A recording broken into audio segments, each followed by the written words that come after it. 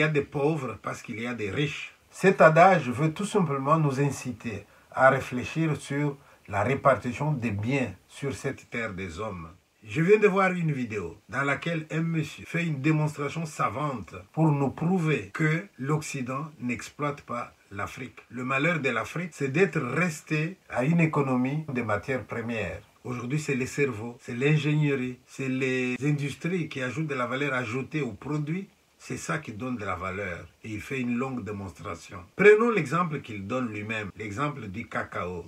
Nous ne sommes plus dans une économie de matières premières. Nous sommes dans un monde qui est totalement dominé par l'économie de la connaissance et de la technologie. La technologie, la connaissance a largement plus de valeur que les matières premières. Et le grand drame des pays africains, c'est qu'ils sont presque tous, encore aujourd'hui, dans une économie de matières premières. On va parler ici d'un exemple très frappant de ce problème, c'est l'industrie du chocolat et la production de cacao. Pour faire du chocolat, il faut du cacao. Et l'Afrique a quasiment le monopole sur la production mondiale de cacao. Les pays africains produisent plus de 82% du cacao mondial. Et parmi ces pays, le leader, loin devant tout le monde, c'est la Côte d'Ivoire qui représente à elle seule plus de 40% de la production mondiale. Maintenant, est-ce que la Côte d'Ivoire profite bien du marché du chocolat?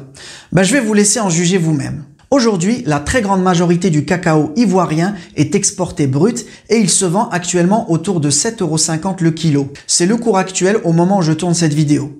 Maintenant, prenons le produit fini. Une tablette de chocolat noir à 99%. Donc, elle ne contient quasiment rien d'autre que du cacao. Eh bien, à l'arrivée au supermarché en France, au moment où je tourne cette vidéo, elle coûte 3,09 € pour 50 grammes, ce qui fait 61 € le kilo. En enlevant la TVA de 5,50 € sur les produits alimentaires, ça revient à environ à 58 € le kilo. Et donc, la Côte d'Ivoire reçoit 7,50 € alors que le prix final en France est de 58 €. Pourtant, c'est un produit qui ne contient que du cacao ivoirien et rien d'autre. Alors certains vont dire oui, mais avec 1 kg de cacao, on n'a pas 1 kg de chocolat noir. C'est vrai, mais la différence n'est pas énorme. Avec 1 kg de cacao séché qui sort de Côte d'Ivoire, on arrive à obtenir environ 850 grammes de chocolat noir. Donc ça n'explique absolument pas cette grande différence de prix. Le prix final du chocolat en France est énorme par rapport au prix du cacao en Côte d'Ivoire. Et donc si on voit ça et qu'on va pas plus loin, la première réaction c'est évidemment de se dire que c'est du vol, que la Côte d'Ivoire se fait piller ses richesses. C'est un discours qu'on entend très souvent pour les pays africains. Et ça, malheureusement, c'est parce qu'on ne comprend pas ce qui fait réellement la valeur dans l'économie d'aujourd'hui. Même dans un produit qui a l'air aussi simple que ça, une tablette de chocolat, eh bien, ce qui fait la valeur principale de cette tablette, ce n'est même pas la matière première qu'elle contient, le cacao, mais c'est tout le processus industriel qui suit la récolte. Et c'est bien plus complexe que ce qu'on croit. Voici toutes les étapes industrielles pour produire quelque chose d'aussi simple qu'une tablette de chocolat. Et dans la plupart de ces étapes, on utilise de grosses machines industrielles. Ici, par exemple, c'est ce qu'on appelle la torréfaction. C'est une étape importante pour développer les arômes du cacao, mais sans brûler les fèves. On utilise pour ça des torréfacteurs industriels avec un contrôle de la température extrêmement précis. Ici, on a l'étape qui s'appelle le tempérage. C'est l'étape qui sert à stabiliser les cristaux de beurre de cacao. Et en fait, à chaque étape du processus, le produit prend de la valeur jusqu'à sa valeur finale dans les rayons du magasin. Et dans chacune de ces étapes, ce qui coûte cher, c'est essentiellement l'ingénierie, la technologie et donc c'est de la connaissance. Et c'est tout ça qu'on appelle la chaîne de valeur d'un produit. Vous avez entendu, n'est-ce pas? Pour ce monsieur, ce n'est pas le cacao qui a de la valeur. La valeur, c'est ce qui vient du cerveau, de la valeur ajoutée. Mais moi, je trouve qu'il a oublié un élément très important. Il n'aurait pas dû partir du cacao brut. Il aurait dû partir du facteur humain. Au bout de la chaîne à gauche, vous avez un Africain qui travaille quelque part en Côte d'Ivoire. Sous le soleil, il prépare la terre. Il va planter. Le cacao va pousser. Il va prendre soin du cacaoyer. Et un moment venu, il va récolter un travail harassant. Une fois qu'il a fini, eh bien, il y a quelqu'un qui achète le cacao. Et le processus d'industrialisation commence. Maintenant, puisque monsieur dit que chaque étape ajoute une valeur, très bien. Mais lorsqu'on arrive au bout, vous avez la plaquette qui a une certaine valeur. La logique serait quoi? La logique serait qu'on dise que si la plaquette a une valeur de 100 € par exemple, qu'on se pose la question qui a concouru à ce que cette plaquette de chocolat soit dans nos mains avec une valeur de 100 $.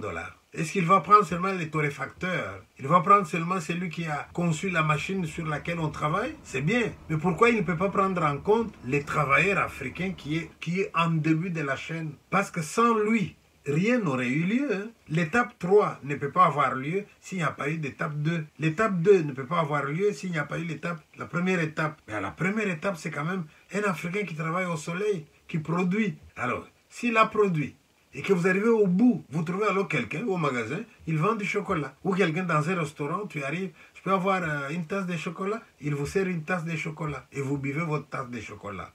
Très bien. Maintenant, je vous pose la question. Celui-là qui vend du chocolat au restaurant, combien il touche de l'heure? 12 $ de l'heure. Et celui qui est dans le champ en Afrique, là, qu'est-ce qu'il touche de l'heure? Quelques centimes. C'est là que se trouve le problème. Donc ce monsieur, malgré sa démonstration savante, je ne lui donne même pas 4 sur 10. Le problème n'est pas les cerveaux, la fuite, etc.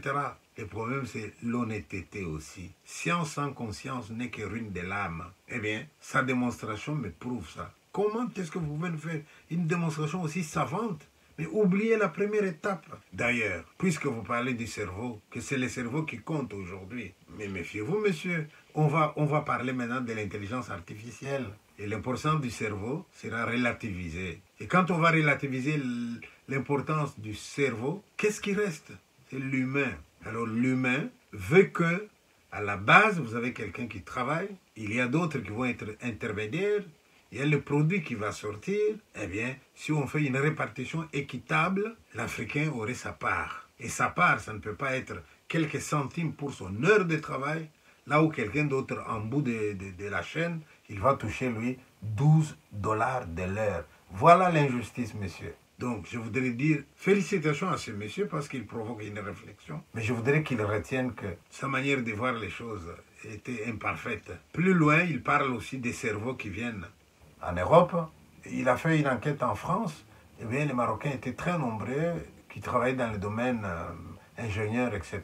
Cet histogramme risque d'induire en erreur. Parce que moi aussi, de mon côté, je me suis posé la question parce que j'avais vu une revue qui s'appelle l'Africain. Et dans cette revue, chaque année, on reprend une page avec les thèses de doctorat, les sujets des thèses de doctorat qui ont été défendus en Belgique par les Africains. Et j'ai été surpris de voir que tous les gens de Maroc, c'était tout le temps docteur en maths, docteur en physique. Et je me suis dit, est-ce qu'ils sont plus matheux que les autres? On m'a donné la réponse, ils ne sont pas plus matheux que les autres. C'est leur pays qui favorise la sortie de seuls ingénieurs, de seuls qui font des sciences exactes. Par contre, les sciences humaines, littérature, psychologie, philosophie, des disciplines qui risquent d'amener à une réflexion au point de remettre en question certaines théories de l'islam, eh bien on ne veut pas risquer ça. C'est alors qu'on n'envoie que des gens qui viennent dans les sciences exactes et non pas dans les sciences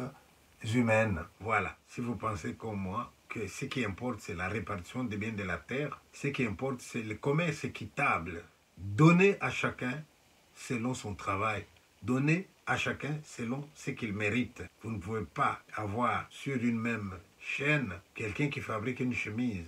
Mais à la base de la chemise, il y a le coton. Et ce coton est produit quelque part. Et le gars qui a produit là, il ne touche que quelques centimes de l'heure. Et quand la chemise arrive ailleurs et qu'on a ajouté, eh bien, ceux qui sont en bout de course se taillent la part du lion quand il faut se partager ce que la chemise rapporte. Le problème, il est à ce niveau-là. Je vous remercie.